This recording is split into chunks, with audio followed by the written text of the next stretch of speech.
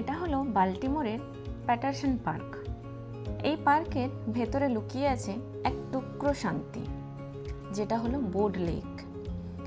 এখানে এলে মনে হয় সময় একটু ধীরে চলে। জলের উপর আলো নরমভাবে নাচে এবং পাতার ফাঁক দিয়ে বাতাস গল্প করে। এই লেকের চারপাশে দাঁড়ালে মনে হয় প্রকৃতি যেন নিজের শ্বাস প্রশ্বাস শোনাচ্ছে। এই লেকের আসল রিদিম তৈরি করে ডাক and geese.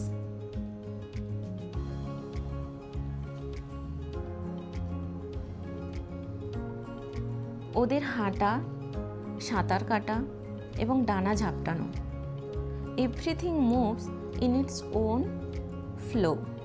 It feel like nature is composing its own melody, যে পুরো লেকটা নিজের সুরে বাজছে।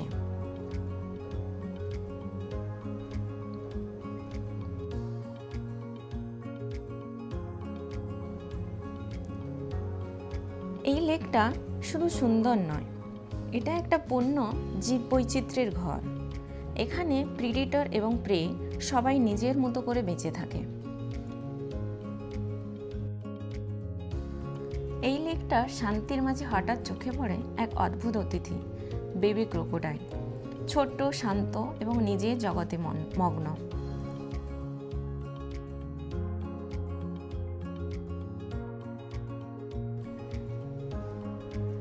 লেকের চারপাশে একটু হাঁটলেই দেখা মিলবে এখানকার সবচেয়ে ফ্রেন্ডলি রেসিডেন্ট, দ্য স্ক্রুয়েল।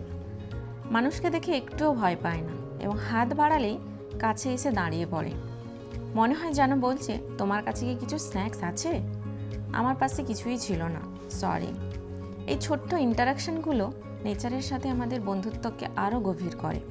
স্ক্রুয়েল যখন আপনার হাত থেকে খাবার নেয়, সেই মুহূর্ত যেন নেচারের সাথে একটা সাইলেন্ট হ্যান্ডশেক।